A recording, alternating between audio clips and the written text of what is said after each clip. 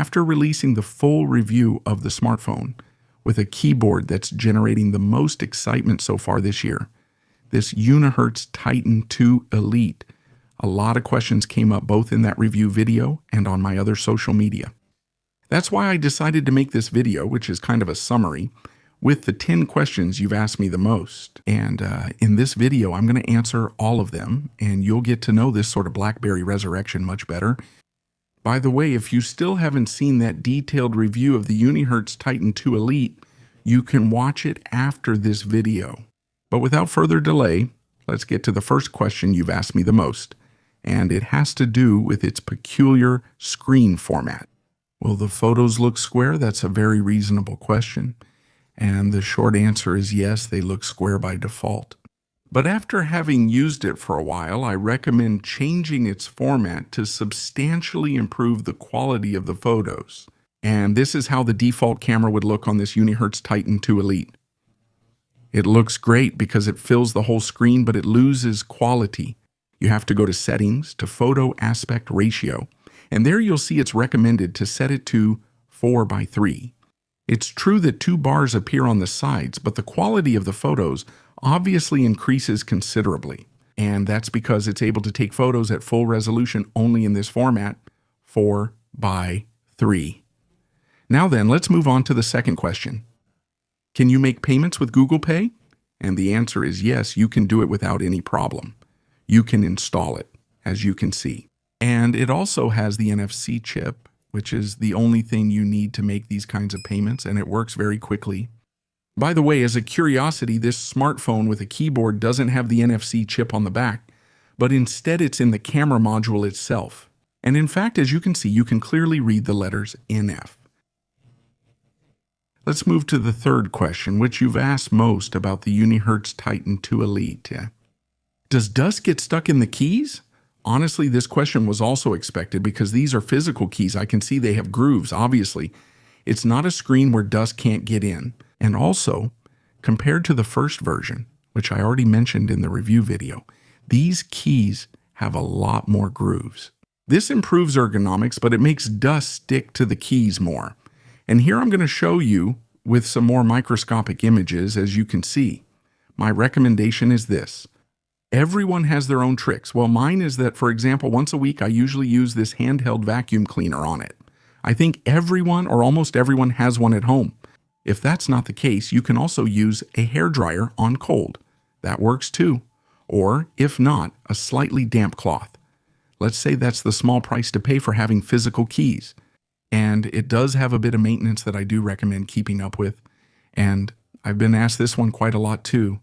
Is the screen curved or flat? Well, since this smartphone is so round, it might seem like the screen is slightly curved, but that's not the case, as you can see. It includes a pre-installed transparent screen protector, which is appreciated. And the bezel is just slightly curved, but that has nothing to do with the screen itself. In other words, it follows the current trend of having flat screens. You can clearly see it in these images. Now we've reached halfway through your questions. The fifth one, another one you've asked quite a lot. Is it hard to get used to typing with physical keys? Well, I admit there's a learning curve. It might take you a few days to get used to it, maybe a week for some people. I think a week at most.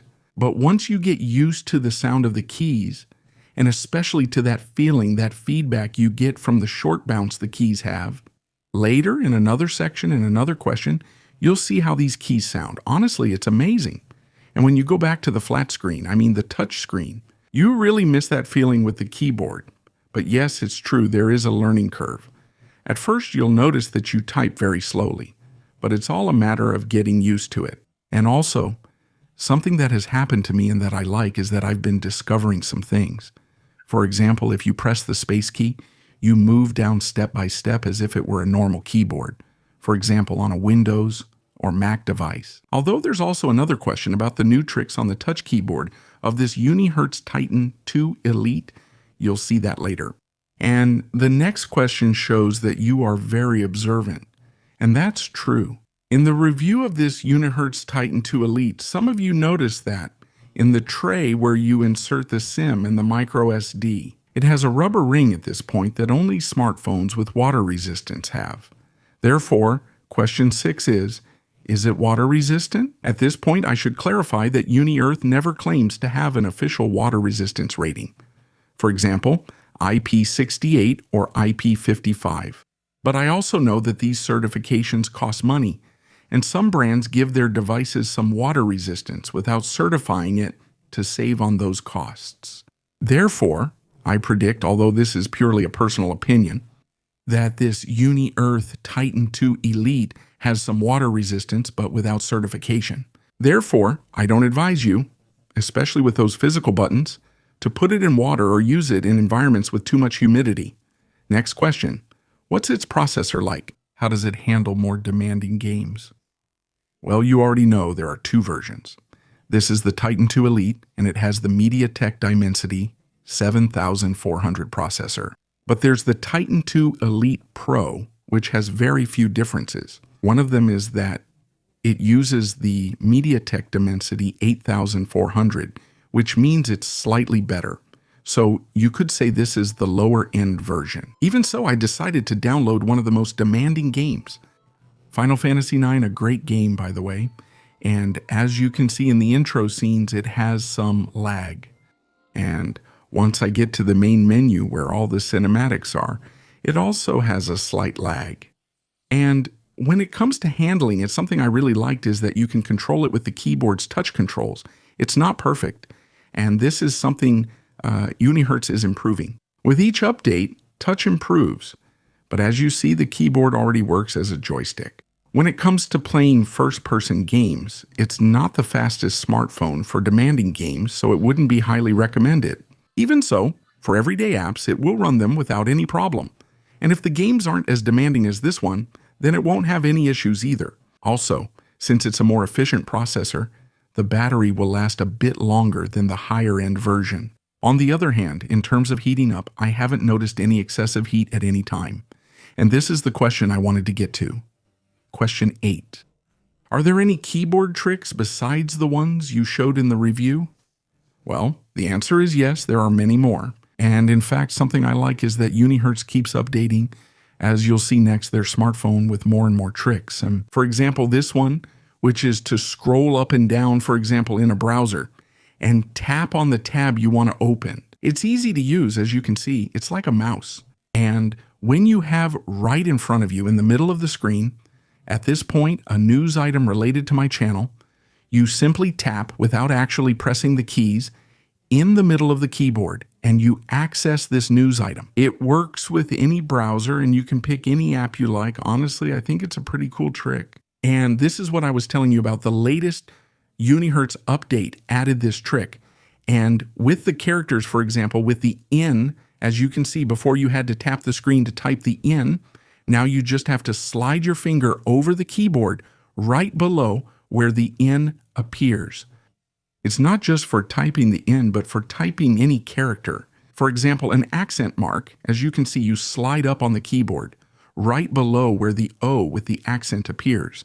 And that character shows up on the screen without having to tap the screen. And honestly, it's something I like that little by little Unihertz keeps updating, improving, and making it easier to use this physical keyboard.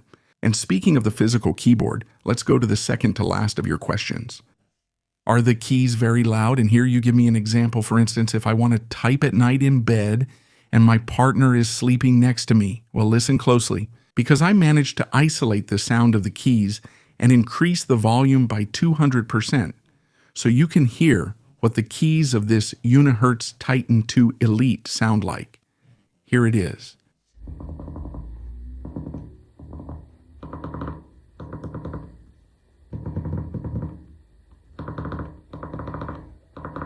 And this is the last of your questions, one of the ones you've asked me the most.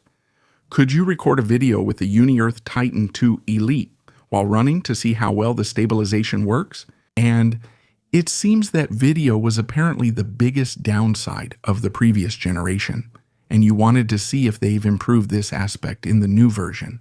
And this is what its quality would look like in full HD at 60 frames per second. Right now I'm standing still with electronic image stabilization turned on. Okay, I'm going to start walking. This is what the stabilization looks like. At least on screen, it looks pretty good. And now I'm going to start running.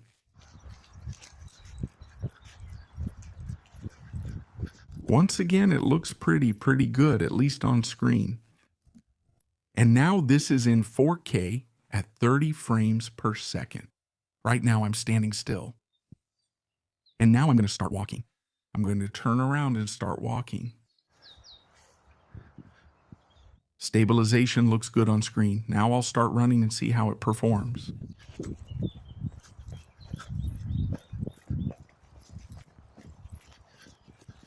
It doesn't seem very different from the stabilization in full HD at 60 frames per second.